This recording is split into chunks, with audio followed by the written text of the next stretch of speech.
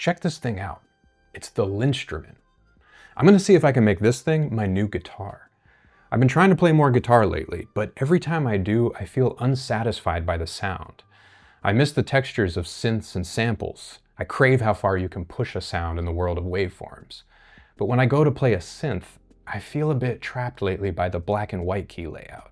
I love this layout for playing chords because there's something about playing harmony on the format that so much of it was developed on that just clicks. But sometimes playing melodies on the keyboard feels like the wrong environment to me. The Linstrument is exciting because it's a MIDI controller, so we can trigger all the sounds of the synthetic realm. But it is a grid layout, similar to how a guitar is a grid. When we enter the grid, we can go further back in time than the piano keyboard, to a time of fire, chant, and geometry, where the finger and fretboard may have emerged from the drumhead membranes and flutes carved from bone. I'm getting pumped about this, and I haven't even plugged the Linstrument in yet. We're going to explore this together. But first, I don't want to just jam on some synth sounds in isolation. I want to play this thing on some music, on some vibes. So first, let's put a track together. I'm eager to play this thing, so I want to put a track together as fast as possible without losing any vibe. So I'm going to use this collection of tools I put together called Vible. It's a collection of 4 accelerators that are designed to work together to unlock the full musical puzzle. Vible was created to break the cycle of scattered ideas, repetitive sections, and tracks that stall out. It's a complete method for shaping drum patterns, chords, bass lines, and melodies, giving you the inspiration to begin, the structure to develop, and the clarity to finish your ideas. Vible started as a set of resources I made for myself. I wanted an express lane to my favorite sonic zones, so that every time I went to make music, I wouldn't have to bake everything from scratch and end up spending so much time in keyboard and mouse mode, clicking and dragging around. As the library continued to grow, it occurred to me that maybe other people would find it useful and fun as well. Get a copy of Vible Volume 1 on my website, jaronlopez.com. You'll find the link below. Vible is built on the nucleus system, musical seeds that expand into full chord progressions, bass lines, melodies, and drum tracks.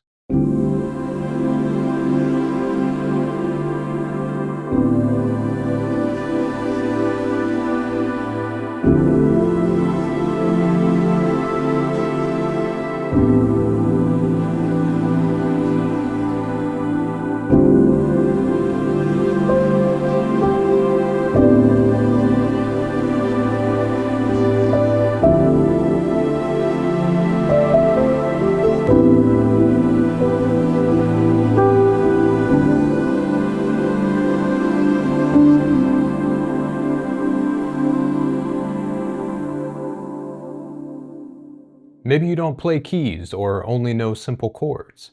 Or maybe you are an experienced keyboard player or guitarist, but are tired of playing the same chords over and over. Either way, if you're like me, you find when you use chord tools, packs, and formulas, the results often sound generic and lifeless. The chords and progressions may technically work, but they have no atmosphere, no mood. Chord Accelerator Volume 1 gives you an express route to chord progressions with aura and vibe.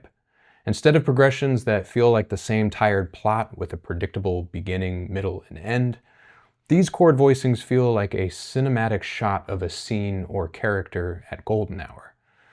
They're the secret ingredient to music that can sit confidently in a musical zone, radiating with vibe.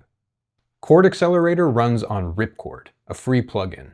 Choose a nucleus and play one key on your keyboard or in your DAW's piano roll. A full, vibrant chord is instantly triggered.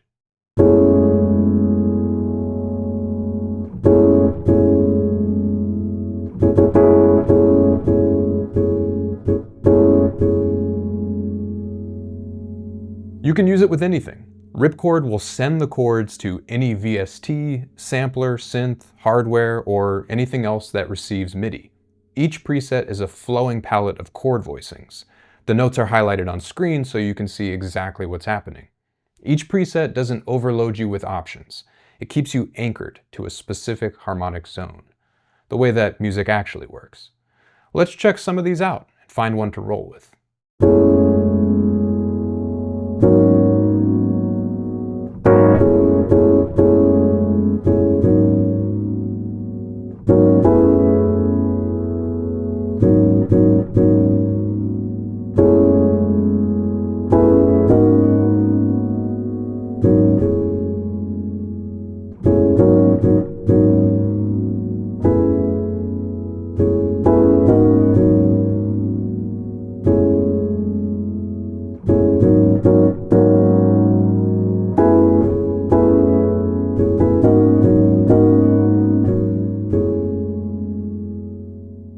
While playing and recording, you can add extra notes on the unhighlighted keys. This lets you trigger chords while keeping the rest of the keyboard free to play. You can use the upper keyboard in ripchord as a visual guide, displaying which notes belong to each chord as you switch between them. By playing through these notes, you can create melodies, counterlines, or whatever your imagination conjures. And all of it is captured when you record.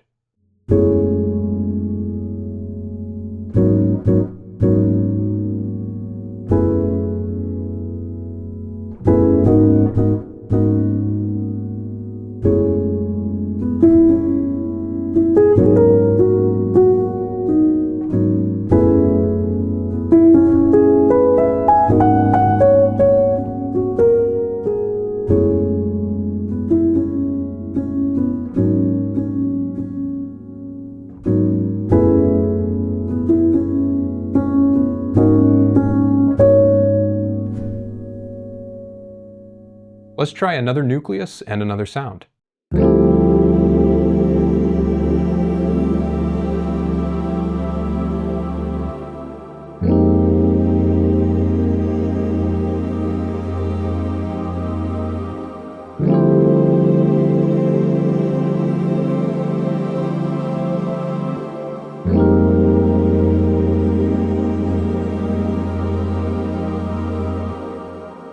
This one's got what I'm looking for. I'm gonna go with this one.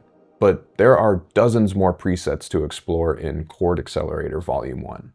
Get a copy at jaronlopez.com. You'll find the link below. Before we continue, we need some drums. This accelerator I'm really pumped about. Nothing breaks my wrist faster than sitting there dialing in thousands of ghost notes and perfect velocities for pattern after pattern in a track. But it has to be done if you want to bring drums to life. To set myself free of this, I put together Drum Accelerator. Drums that never change is what keeps so many tracks stuck. There's no way around it. Even the best drum loop loses its magic when it repeats too long without variation. The usual advice is to change something every 8 bars, but arbitrary changes end up sounding random. It may make the groove busier, but it doesn't move the story of the song forward. Drum Accelerator gives you full collections of drum patterns built on a rhythmic nucleus, a seed rhythm that grows into complete arrangements. Every collection begins with a foundation groove, simple on the surface, but rhythmically alive and ready to grow. Each subsequent pattern adds a layer of detail and nuance until the drums reach peak energy. Drum Accelerator is organized into 3 tempo zones. Zone 1, 85 to 112, Zone 2, 112 to 135, Zone 3, 136 to 170. Let's check out a nucleus seed rhythm from tempo zone 1. What happens if we grab a beginning, middle, and end pattern? Let's do pattern A1, pattern A6, and pattern A10.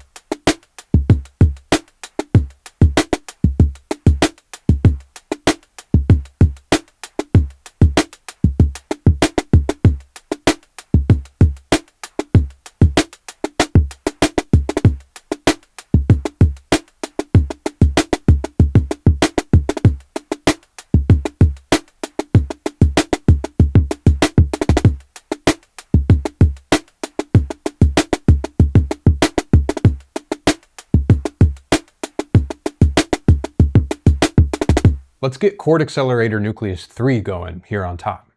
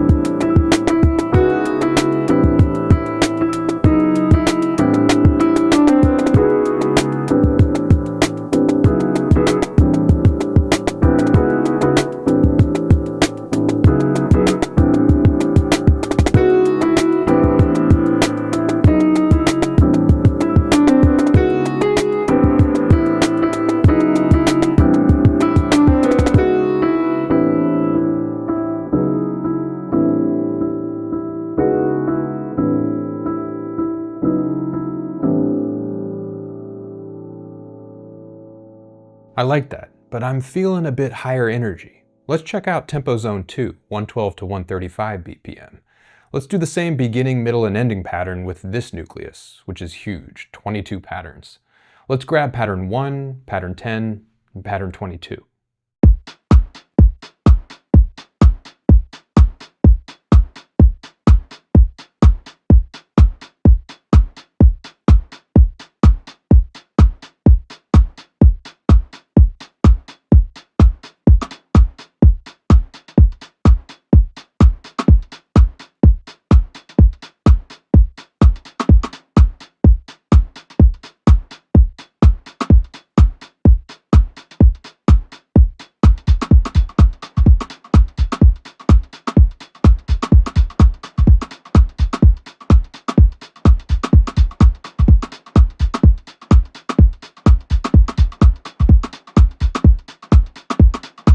Let's get chord accelerator nucleus 21 for this one.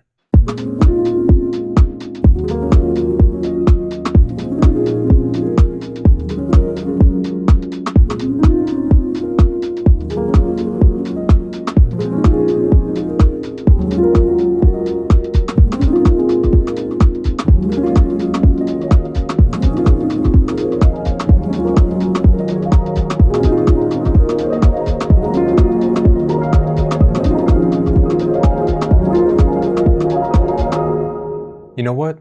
Let's do it. Let's go up to zone 3, 136 to 170 BPM. With an average of 20 variations per nucleus, you can shape your track's rhythmic resolution by adding or removing detail whenever you need, with complete control. Every pattern builds on the last, so the changes flow naturally. The detail is sometimes so subtle that it is hard to identify at first, but this is what makes it so powerful.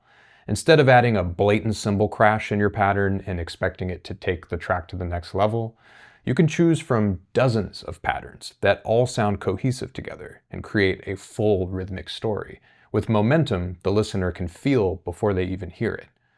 This nucleus has 19 patterns. Check out how easy it is to build an arrangement. Let's use pattern 1 and pattern 10 as our anchors. For the first section, we'll use patterns 1 and 2. Since all patterns are 8 bars long, we now have a 16-bar section, which at this tempo is about 25 seconds long. The whole time it's building in a way you can feel but doesn't call attention to itself. This is what makes building an arrangement from drums so powerful. Nothing can dictate the energy of a section or arrangement the way drums can.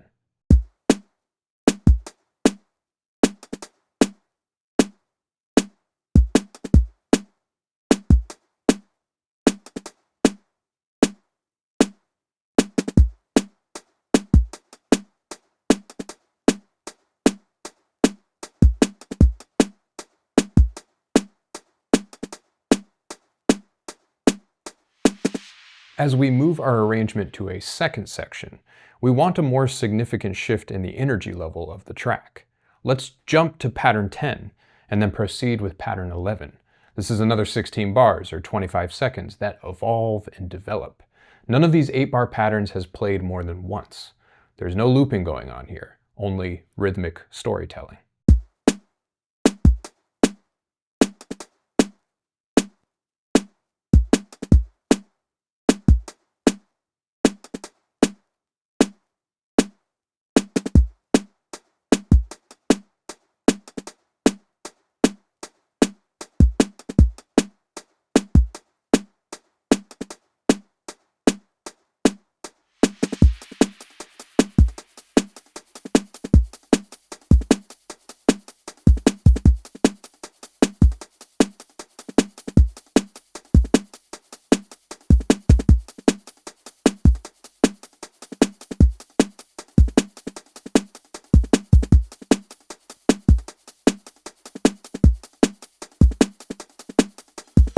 As we return to our first section, we could go back to pattern 1 and 2, but then we would be looping or repeating ourselves.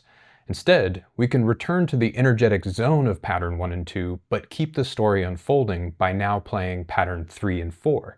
At this point in the arrangement, patterns 3 and 4 would actually feel the same to the listener as patterns 1 and 2 did at the beginning of the arrangement.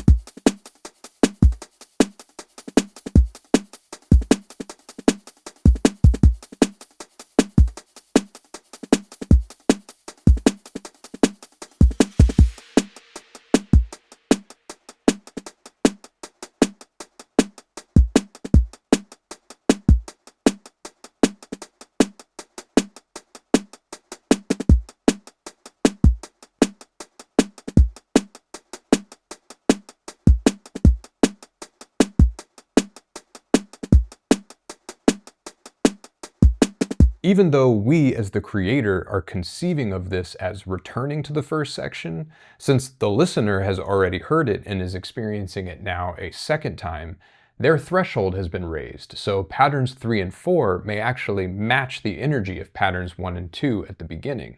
If when returning to our first section for a second time, we repeated patterns 1 and 2 instead, they might sound and feel lackluster or even boring to the listener because they are watching a movie they have already seen. It's a rerun. This is an aspect of arranging that is easy to overlook, and sadly, the fate of most tracks that make use of only a couple patterns or loops. When we go back to the second section for a second time, let's jump to the maximum detail and energy level patterns, patterns 18 and 19.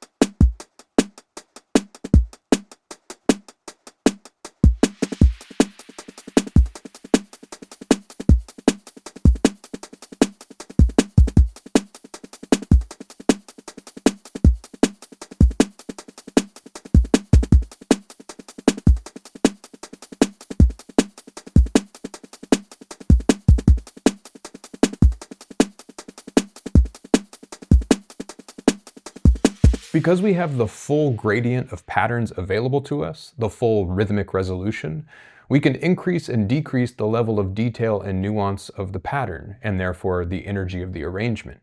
Now we have a rhythmic spine to the track that we can trust and lean on as we layer other elements. We'll know there is a story being told in the DNA of our track. Rhythm and drums are the best place to embed this narrative because rhythm is timeless. In a way, it even is time itself. Drum Accelerator Volume 1 comes with hundreds of patterns, all designed this way. Get a copy at jaronlopez.com, or get it bundled with the complete music creation accelerator, Vible Volume 1. You'll find the links below. Now that we have a groove, let's play our chords over it. Press the record button and ripcord will capture your performance.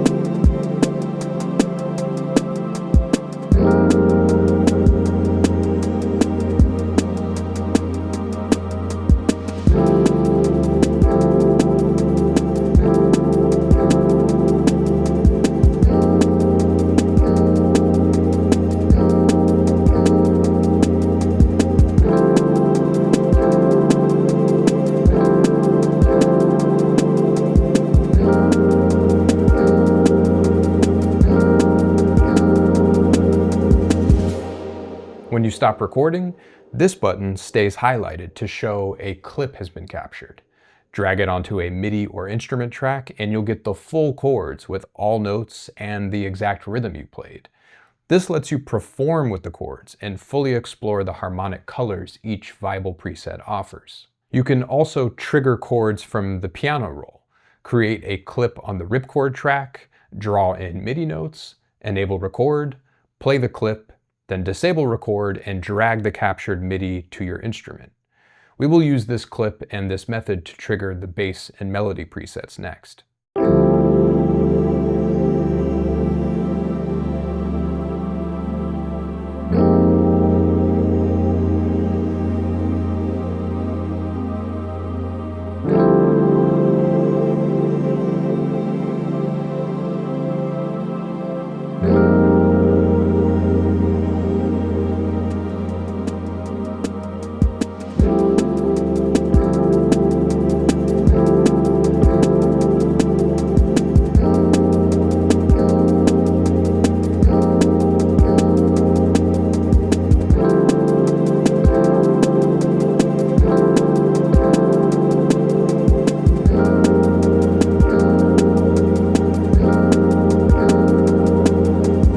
Bass is the heaviest sonic creature of the track, which makes it so there's not a lot that's worse than when a bass line almost works, when all the notes are perfect except for one wrong note against one chord.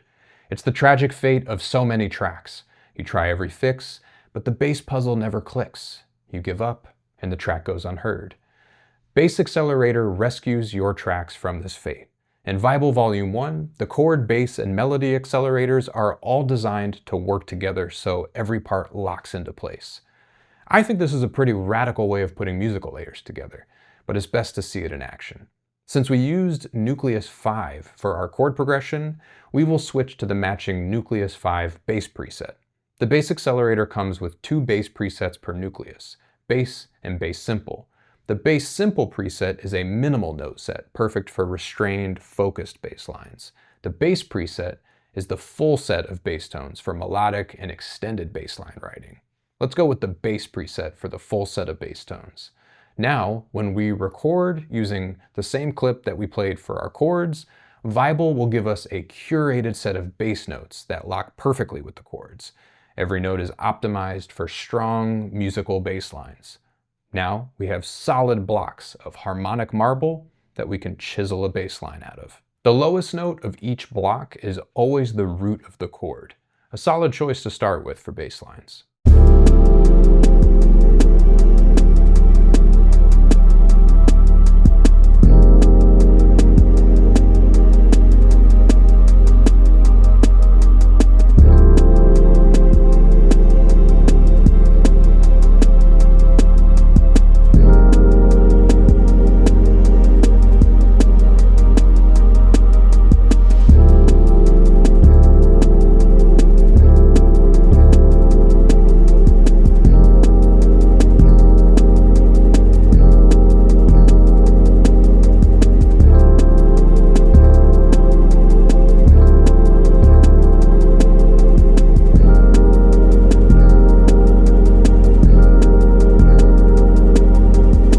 Since our rhythm is captured and consistent with the chords, we can preserve the broad rhythm of these blocks, and it will guarantee our bass line will line up perfectly. Now that we have a solid foundation, we'll let our creative instinct guide us and enable more notes and detail as we tunnel through the blocks. Let's start by just moving some of these notes by an octave. Move this one up to this note, which is in the set. Swap this octave for this one. Do the same with the next chord.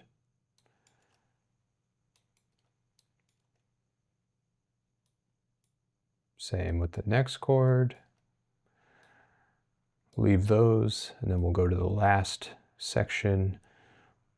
And maybe we'll go the other way. We'll swap the second note for an octave. And the fourth note. Same thing here, second note, fourth note. We're just using notes from the curated set that the bass preset gave us.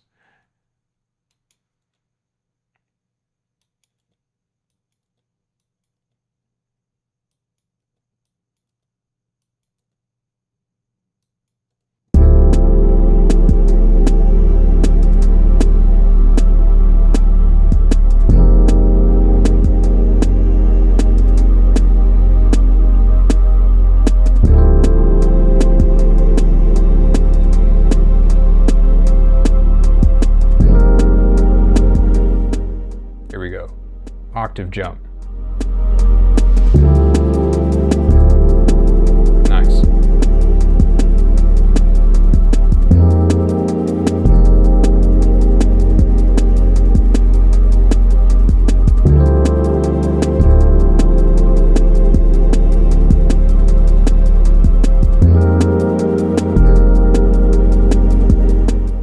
Let's see.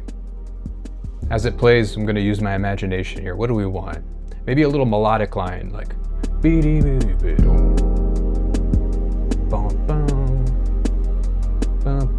a little syncopation.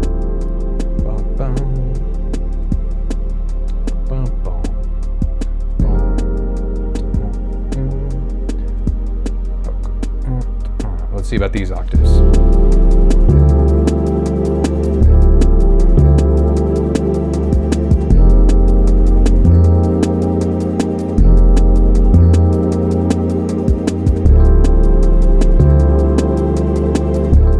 Nice. It'll feel a little more organic as we add a couple more notes, but I like the structure. So that's what we have with the rhythm that we got from the chords. So now we're going to add notes in between these pillars. Let's start at the last section. Let's start kind of at the end of the energy spectrum here. So now we're going to enable this note. Again, the whole idea here is we're not having to figure out which notes are going to jive with the chords. We already have those. Now we can just be creative about tunneling through them or highlighting lines or outlining shapes. So this note was in the set. We're going to put it here, which means we're going to shorten this one. And I actually want this to be here.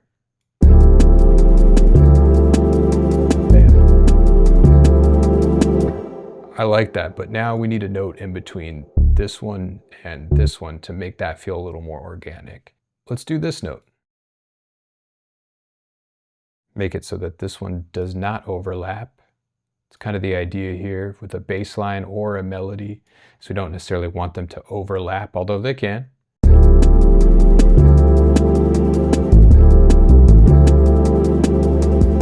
I like that, but now we need some activity over here to kind of balance this out. Let's do this.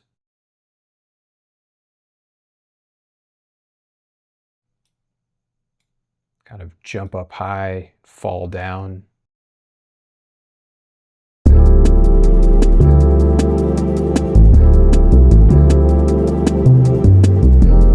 I like it. I'm not sure about this note. I want this one to be D, so we'll go back here. Let's now match that same shape for the next chord. So we're going to put a note here. Kind of use the same rhythm, but different notes, kind of keeping it as close as possible to what we did on the previous chord. And this time we'll change it up. Before we went to the note below, now we're going to go to the note above. Come back down to this one. We can go back up to the same note. On the previous chord, we came down to D. This time let's change it up. This time we'll go C and then back to F and then to C.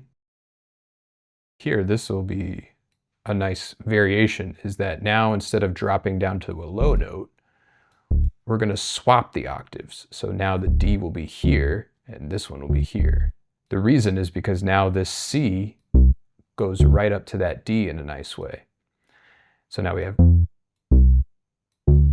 then that drops down here. Nice little variation, same idea, just different way of going about it. And then let's see, why don't we keep these, and so it jumps back up, but so that this isn't a repeated note, let's put one in between. Put A here. We can just repeat this now, but let's do it by hand, because when you do it by hand and you keep tunneling through, you make new discoveries.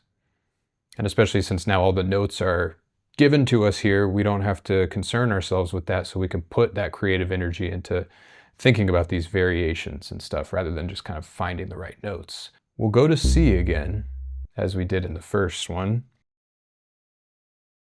But now let's go, instead of down to A again, which is what we did, we're going to go up to A and then back down to D. And then the first time around, we did our jump up to C, D, C, and then F. I think we can stick with that.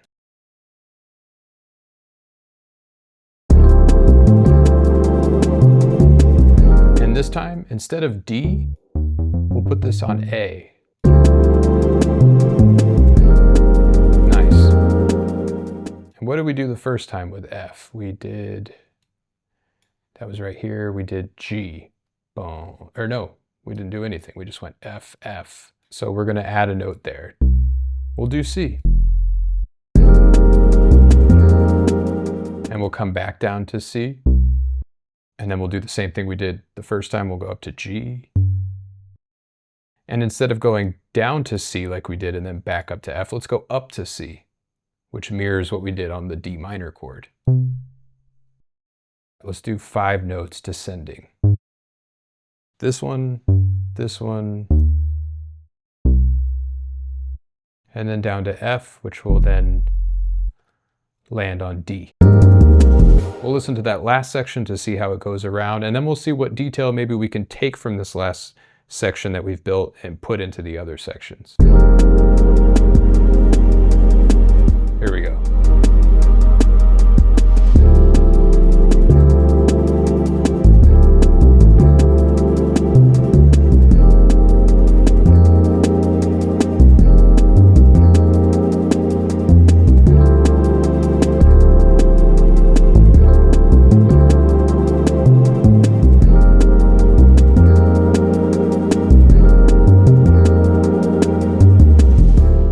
To hear something more here. Right here. A repeated note.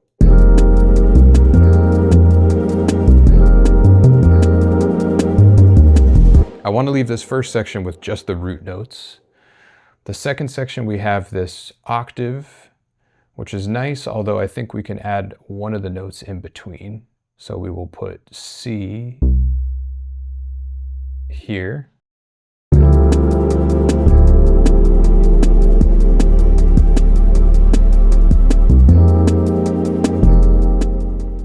And C again. C keeps being our bridge, which actually we're going to come back to that idea for the melody. And we'll do C again, but we'll have some fun with it and put it an octave higher up here. You could use this set of notes in a whole bunch of ways. Right now I'm trying to show how you can tunnel through these notes, so I'm taking them and dragging them, but you could of course just draw notes on top of them. You could use an arpeggiator to create patterns kind of generatively in a way. You could do so many things.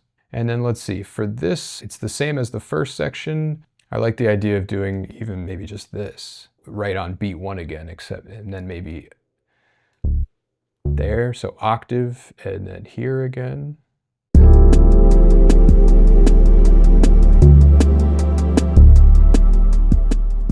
Let's do it like this.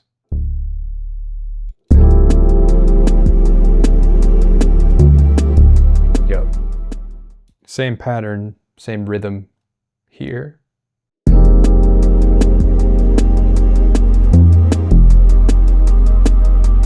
Now we'll do the same thing, but we'll add one note before this time. We'll do A.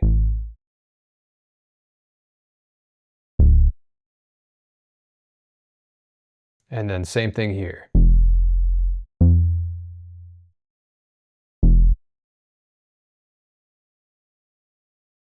Let's see how it all works together.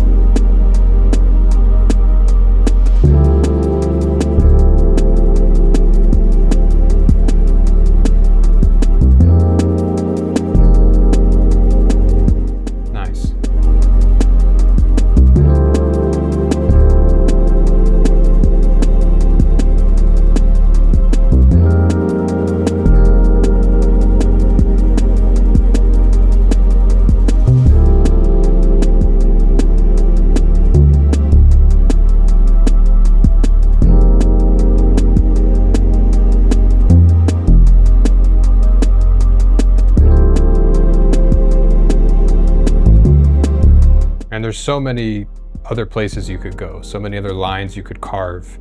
This is just one of a ton of possibilities.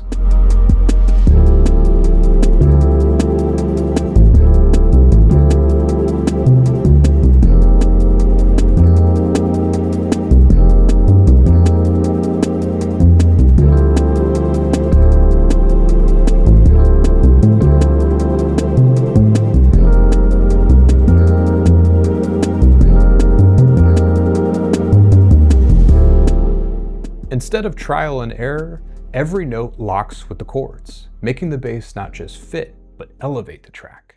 Bass Accelerator Volume 1 is only available as part of Vible Volume 1. Get a copy at jaronlopez.com.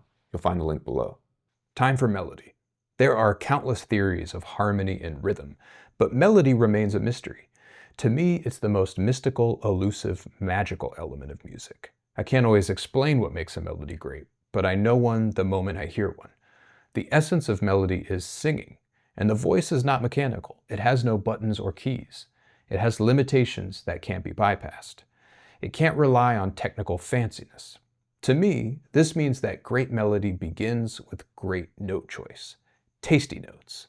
Finding the tasty notes is a labyrinthian process of elimination. They won't emerge from endless options. The tasty notes live inside a small specific range. Each chord defines that range, and the context of a chord in a progression narrows it even more. Great producers and musicians make melody look effortless because they know the paths to the melodic bullseye. The Melody Accelerator takes you straight there. Since we used Nucleus 5 for our chord progression and bass line, we will switch to the matching Nucleus 5 Melody preset.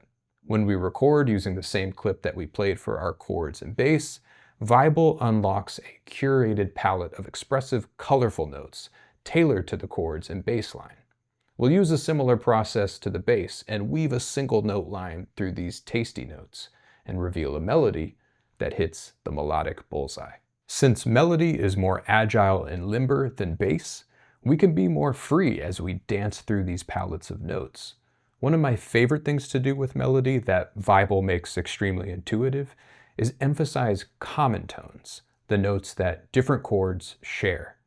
It would usually take quite a bit of careful examination to identify the common tones, but thanks to this process, we can just look and see which notes are continuous between the melodic blocks. I like to use common tones as notes that overlap or bridge over different chords. It gives me the sensation of watching a character as the background shifts behind them, or the camera zooms in on them. When we look at our curated palettes of notes here, those common tones jump right out. We can see that C is continuous across the entire chord progression, as well as G, continuous straight across.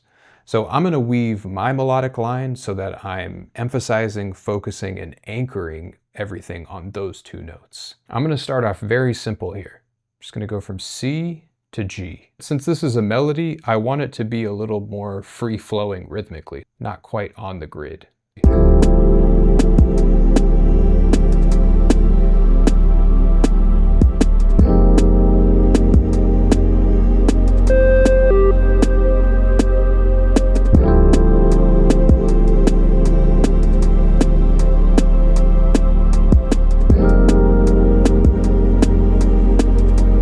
Do it again right there.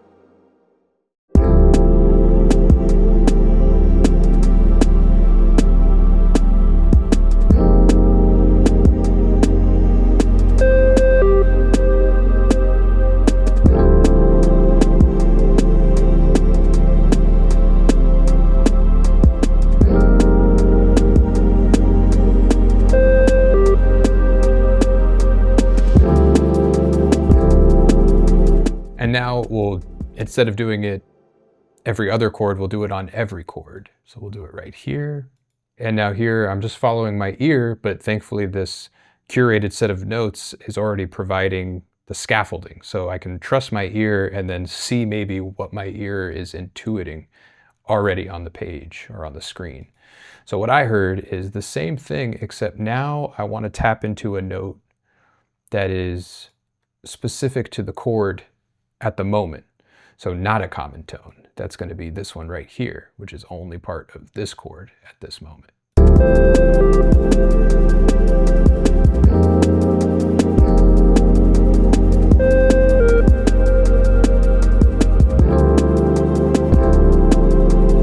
And then we'll repeat our initial idea once again.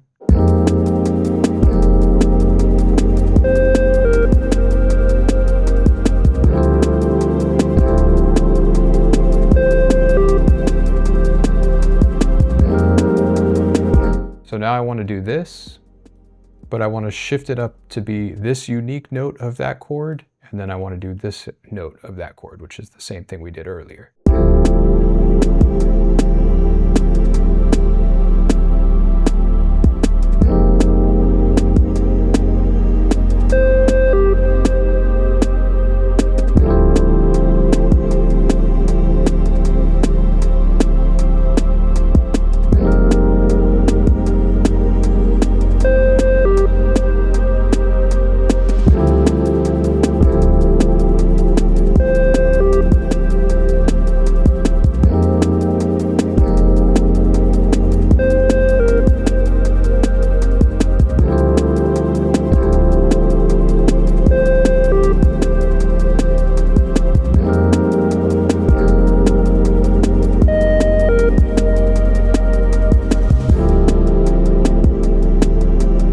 I like the idea of breaking the expectation and instead doing this right at the beginning of the bar. And then maybe even lining up with this pillar that the bass and chords are playing by maybe going to G ultimately, and maybe doing a long note.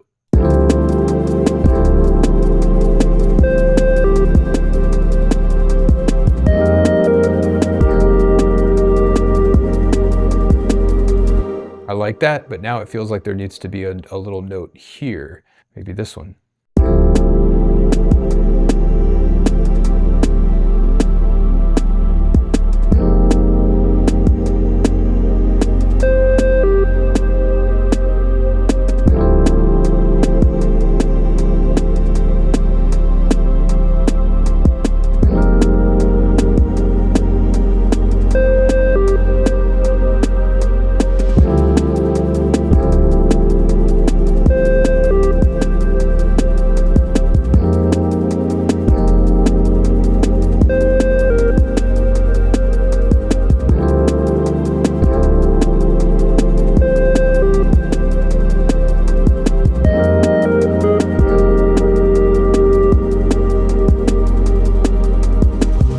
You know what? I want to hear this note.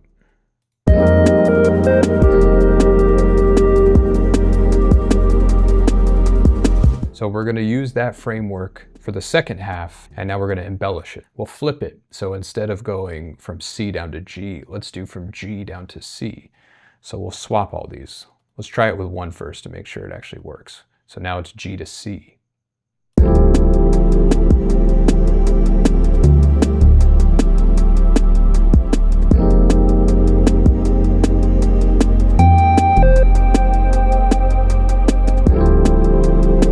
Yeah, and now we'll keep C down to G for this one.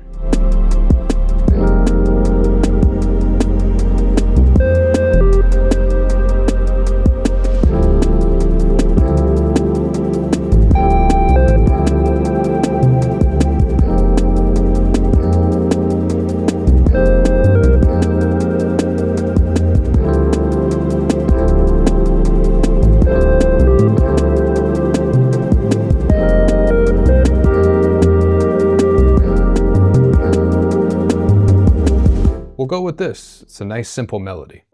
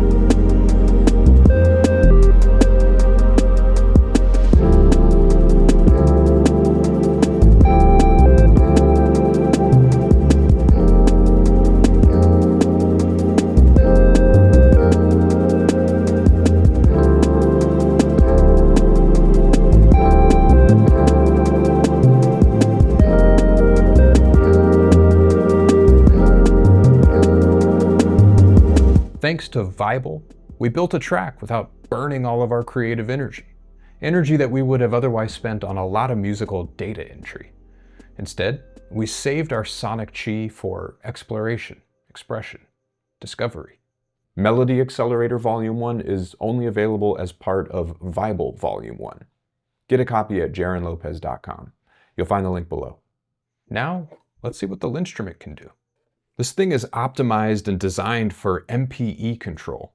I'm going to use some physically modeled woodwinds and brass to see where we can go with this.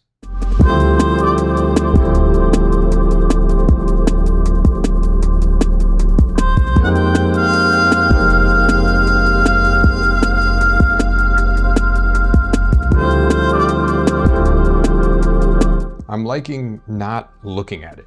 I like the idea of learning it completely physically, by touch, by feel.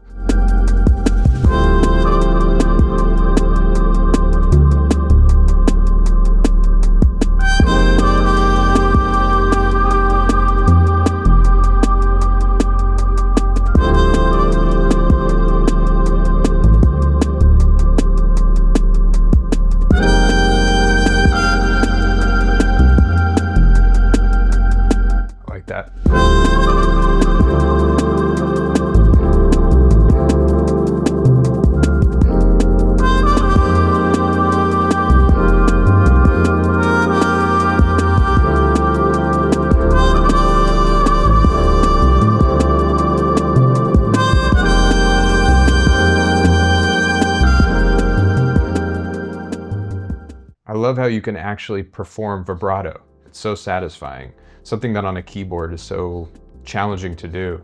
You have to resort to a mod wheel or a pedal or some kind of novel kind of keyboard design, which has its own limitations.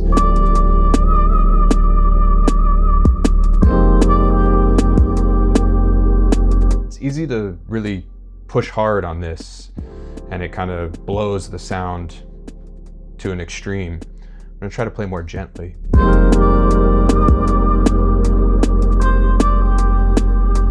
Yeah.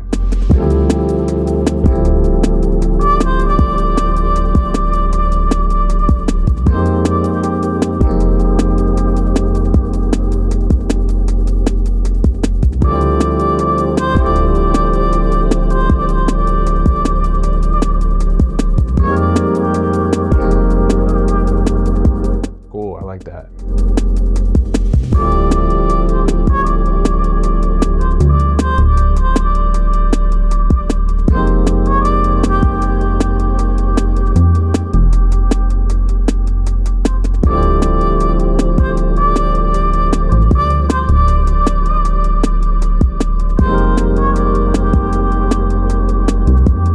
Let's throw some delay on it.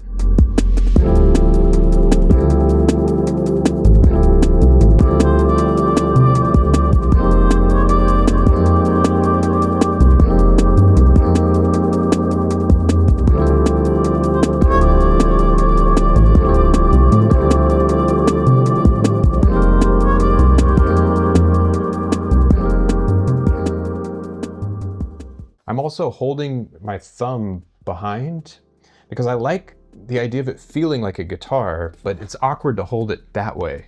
So I'm kind of holding it this way.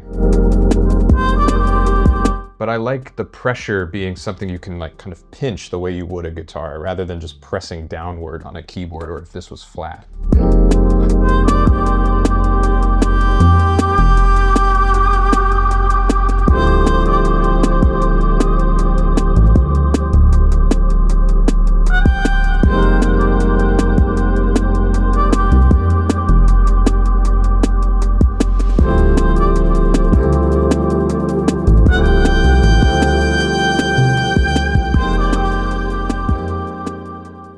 Trying to get the feel for how you have to press this. I'm kind of playing it almost like a guitar fretboard. It's kind of how I'm thinking of it, but sometimes I'm not pressing it hard enough.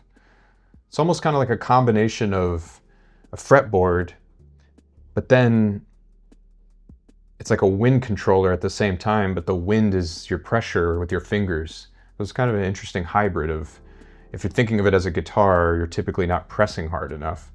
because the pressure of the guitar, the version of the pressure is coming from the picking of the string. Maybe, maybe not. I'm kind of just thinking about this as I'm intuitively doing it, but.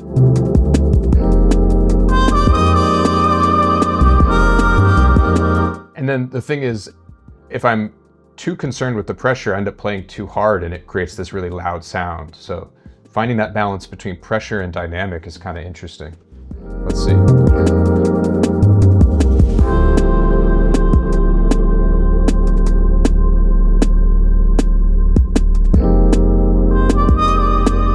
Like, I want that to be legato, but I'm struggling. Let's see.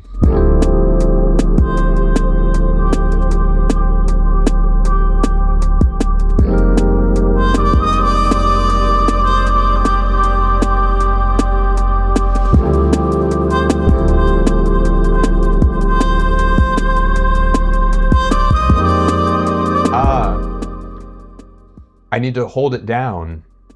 So like,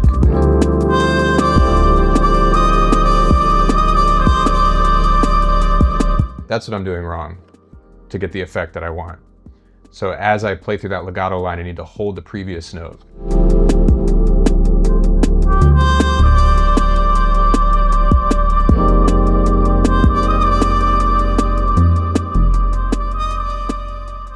It's kind of cool to use the double layer.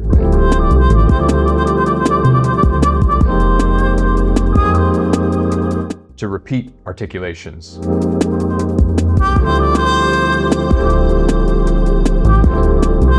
Instead of having to hit the same pad twice.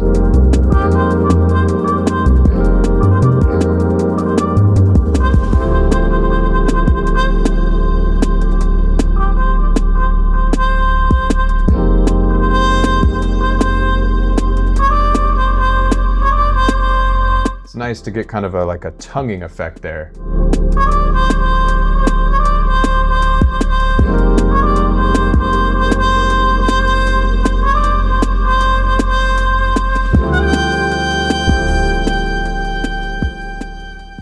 I'm completely thinking of Miles Davis, 90s Miles, 80s Miles.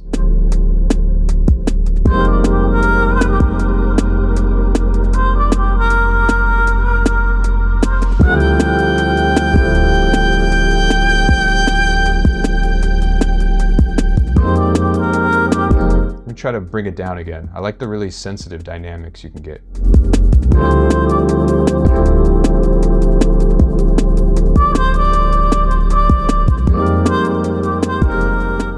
The ergonomics are interesting. It's tricky. I almost feel like I would want to have it split so that I had control over the same instrument, but like this, so I could keep my fingers, my thumbs behind it.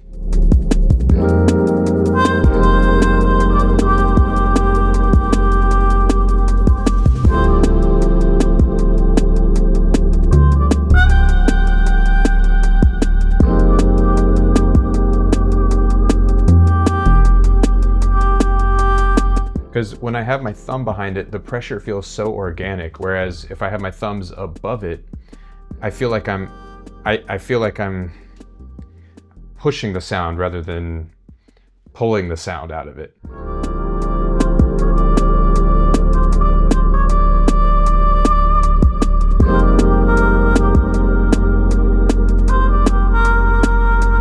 I want to chill on that pressure. It's really satisfying to use the pressure minimally, because it does so much just having it not be kind of a repetitive velocity zone that you tend to be triggering.